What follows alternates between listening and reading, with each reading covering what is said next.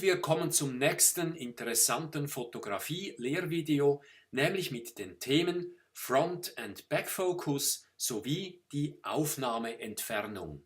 Es kann vorkommen, dass wir uns noch so sehr Mühe geben können beim Fokussieren und trotzdem schafft es unsere Kamera im Zusammenspiel mit dem Objektiv nicht, das, was wir wollen, wirklich in beste Schärfe zu legen. Dann kann es sein, dass der Autofokus nicht ganz korrekt fokussiert. Wir sprechen dann von Front- oder von Backfocus und was dies ist und was wir dagegen tun können, möchten wir in diesem Video etwas anschauen. Wenn die Kamera selbst und nicht wir Fehler macht beim Fokussieren, also beim Autofokus, dann hilft alles Einstellen natürlich wenig. Wenn hier unser Hauptmotiv liegt, welches wir fokussieren wollen, unsere Kamera aber hier fokussiert oder da hinten, obschon wir Fotografierenden keine Fehler machten, dann könnte es an der Zeit sein, dem Autofokus der Kamera nicht ganz zu trauen. Wie können wir denn testen, ob unsere Kamera zusammen mit dem Objektiv korrekt oder eben fehlerhaft fokussiert? Nun, da gibt es auf dem Markt solche Autofokus-Testtafeln, die wir in einer gewissen Distanz zur Kamera genau im 45-Grad-Winkel aufstellen, wie ich es hier skizziert habe. Diese Autofokus-Testtafel ist hier nur sehr schemenhaft dargestellt.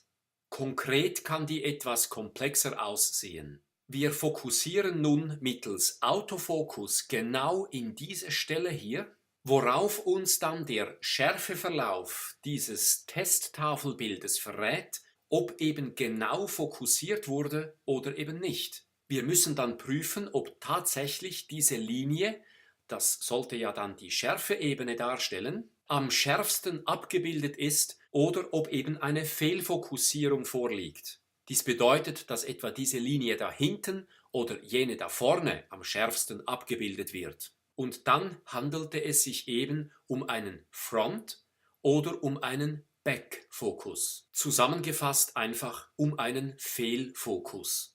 Ganz wichtig ist, dass wir diesen Test genau und sehr präzise durchführen, denn dann können wir mittels einer solchen Tafel auch bestimmen, wie stark dieser Front- oder Backfocus ist.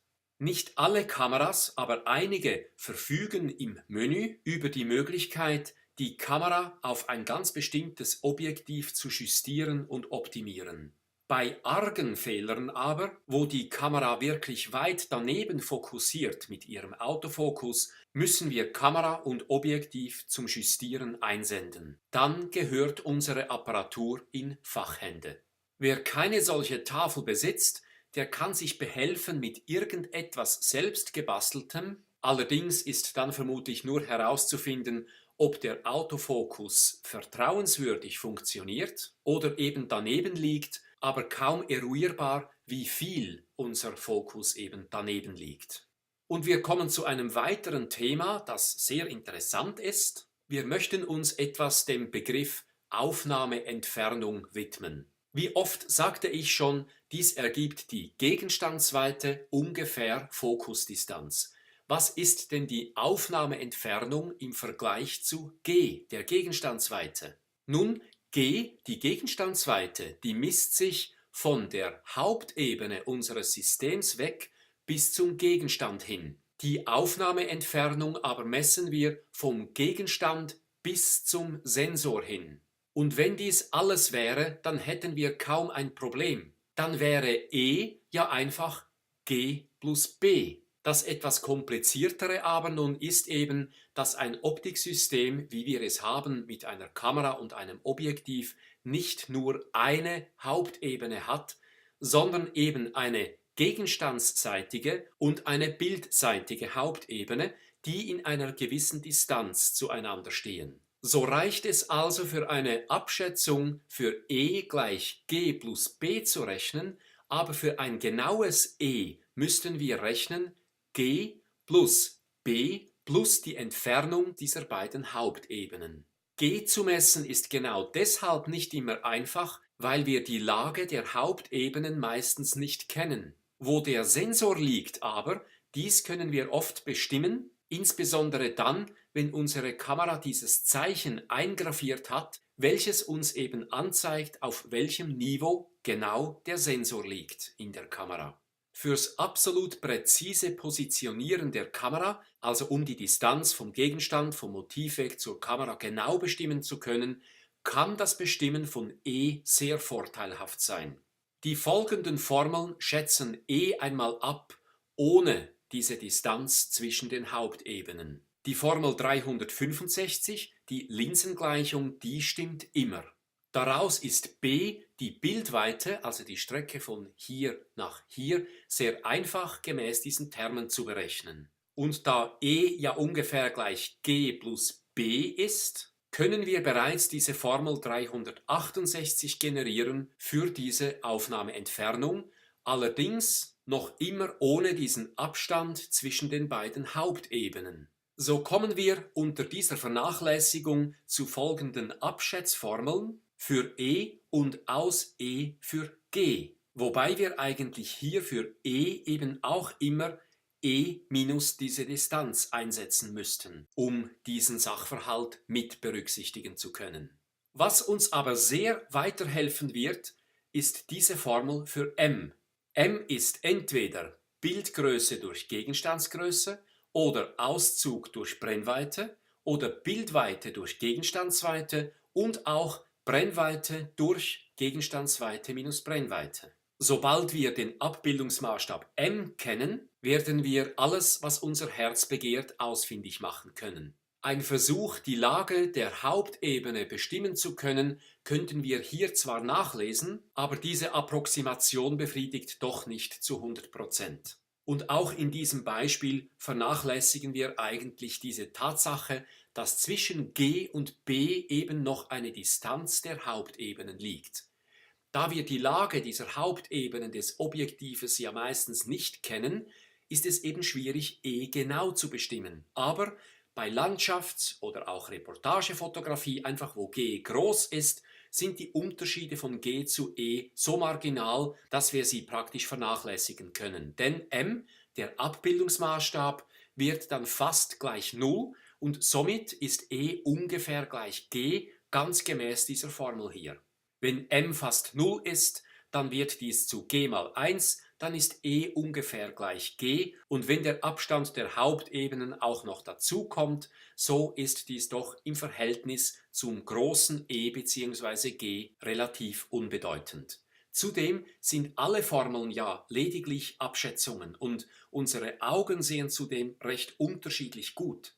Somit können wir im allgemeinen Fotoalltag bei nicht gerade riesiger Makrofotografie etc. ohne Skrupel E ungefähr gleich G setzen und werden absolut genügend genaue Ergebnisse erhalten, inklusive gar der Beugungsunschärfe.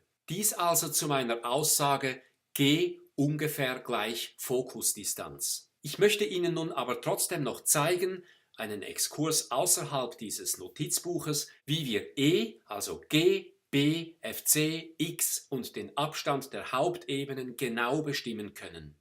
Ich machte ein Bild mit meiner APS-C-Sensorkamera mit der Brennweite FC gleich 23 mm und fokussierte irgendwo einen Maßstab.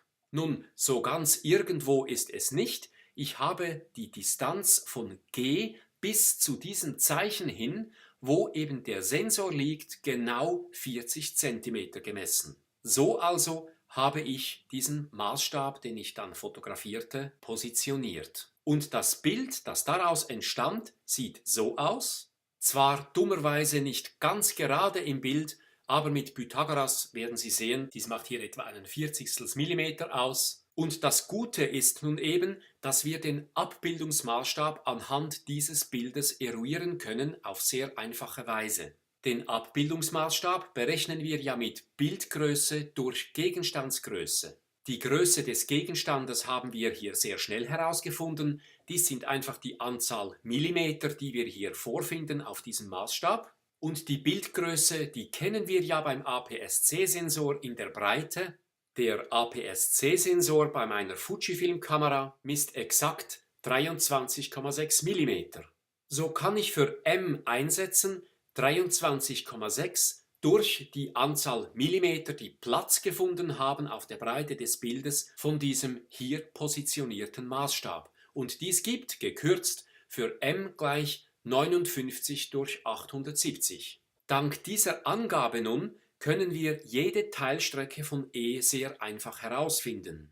E setzt sich ja zusammen, von hier hinten begonnen, aus G, dann aus dem Abstand zwischen den beiden Hauptebenen und dazu kommt noch die Bildweite B bis zum Sensor da hinten, sich zusammensetzend aus Brennweite plus diesem Auszug x.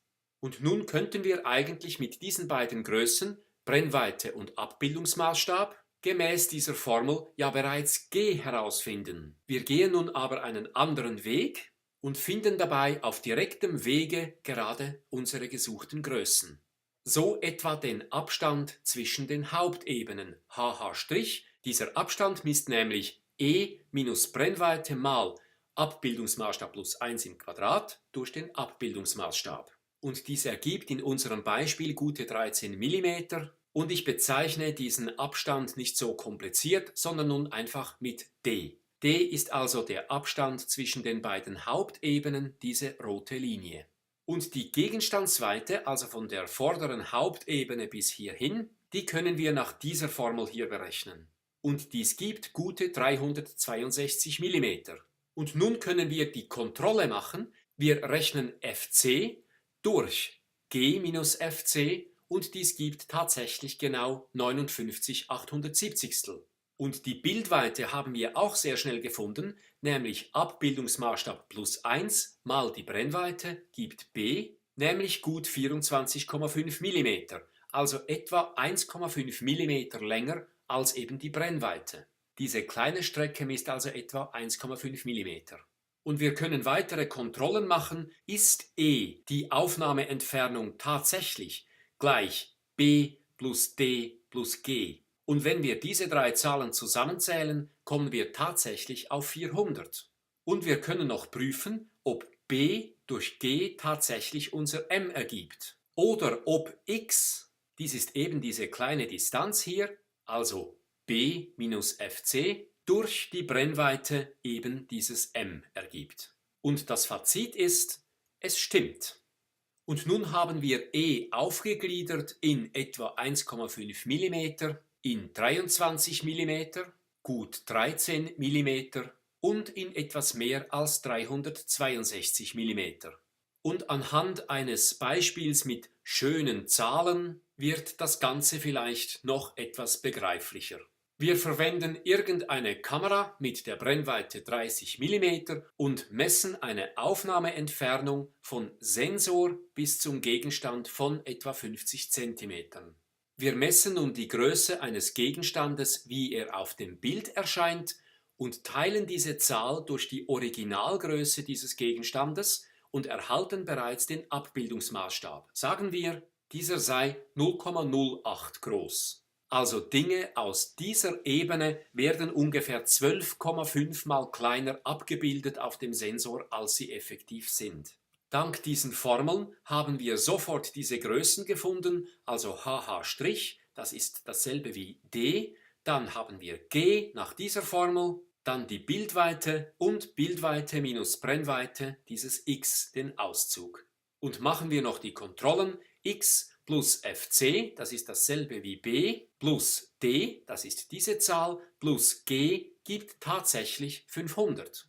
Und fc durch G minus Fc gibt tatsächlich gleich x durch Fc, was dasselbe Resultat liefert wie B durch G, nämlich m. Und schon haben wir die Aufnahmeentfernung wieder zerlegt in die einzelnen Strecken. Wir wissen, wo G beginnt, wie lange der Auszug ist und wie weit auseinander die beiden Hauptebenen liegen und sogar, wo genau sie stehen. G müssten wir nicht einmal so komplex ausrechnen, dies ist aber eine tolle Formel, wenn wir eben m nicht kennen, sondern nur d und eben die Aufnahmeentfernung. Aber in unserem Beispiel wäre G natürlich auch mit dieser simplen Formel berechenbar. Beim Fotografieren gibt es aber meistens noch viel wichtigere Kriterien als alle diese Formeln zusammen. So etwa, dass wir ruhig stehen, genau fokussieren, keinen Back- oder Frontfokus haben, dass wir den Bildstabilisator ausschalten, sobald wir mit dem Stativ fotografieren, kurze Verschlusszeiten wählen, den Fernauslöser oder Timer nutzen und so weiter. Und es bleibt uns wiederum nur noch eine Vorschau für das folgende Video zu machen.